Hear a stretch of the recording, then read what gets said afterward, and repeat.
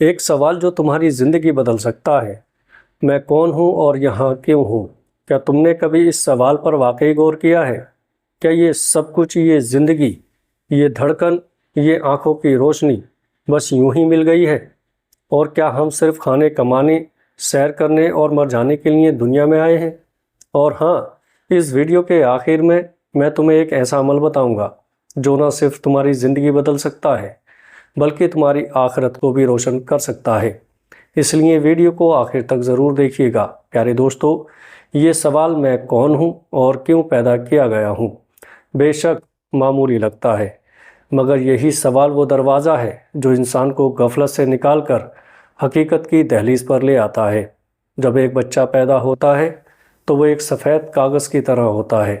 وقت کے ساتھ وہ بولنا سیکھتا ہے، چلنا سیکھتا ہے، لکھنا سیکھتا ہے، لیکن افسوس وہ یہ نہیں سیکھتا کہ اسے کیوں پیدا کیا گیا ہے۔ ہم اسے ہر چیز سکھاتے ہیں، دنیا کے سارے راز، تعلیم، مقابلہ، ہنر، مگر یہ نہیں بتاتے کہ بیٹا، تمہیں اللہ کی بندگی کے لیے پیدا کیا گیا ہے، نہ کہ دنیا کی غلامی کے لیے۔ اللہ تعالیٰ نے قرآن میں اعلان فرمایا، اور میں نے جن اور انسانوں کو صرف اپنی عبادت کے لیے پیدا کیا۔ یہ آیت صاف اعلان ہے، تمہیں بغیر مقصد کے پیدا نہیں کیا گیا۔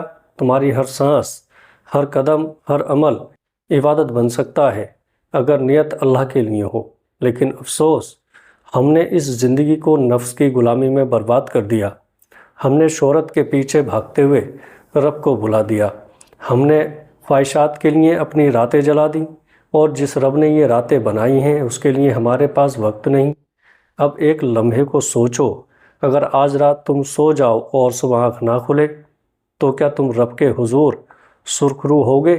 کیا تمہارے اعمال تمہاری بخشش کے لیے کافی ہیں؟ کیا تم نے اپنی اولاد کو رب کی بندگی سکھائی یا دنیا کی غلامی؟ یاد رکھو، یہ زندگی صرف ایک بار ملتی ہے، دوبارہ نہیں۔ حقیقت جو ہم بھول گئے، تمہاری زندگی ایک امتحان ہے، ہر دن ایک سوال ہے، ہر رات ایک پرچہ، اور امتحان میں کامیاب وہی ہوتا ہے جسے مقصد یاد ہو۔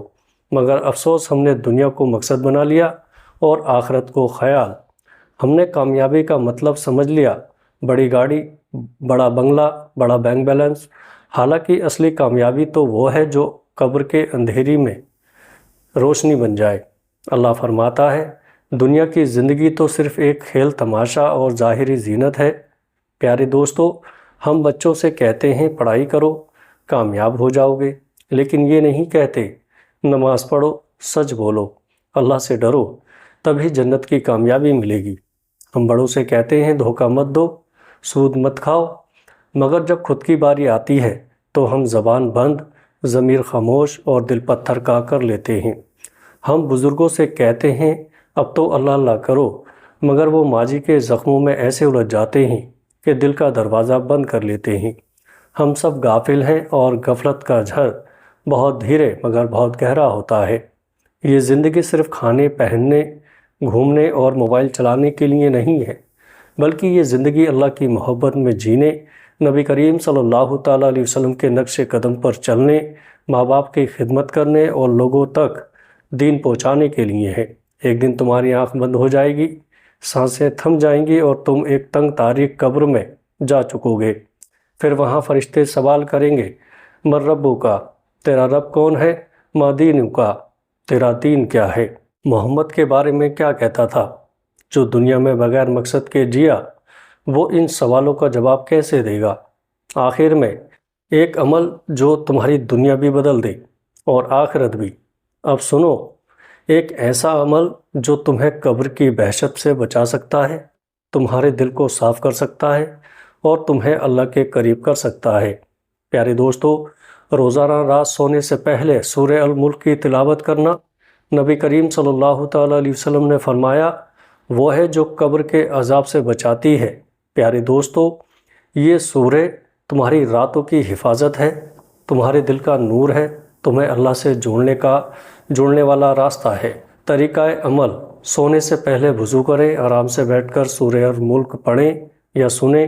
ہر آیت کو ایسے سنو جیسے اللہ تم سے بات کر رہا ہو، اور پھر آنکھیں بند کر کے یہ دعا کرو، اے اللہ، مجھے دنیا کے دھوکے سے بچا، میری قبر کو روشن کر اور مجھے اپنی رحمت کے سائے میں جنت عطا فرما۔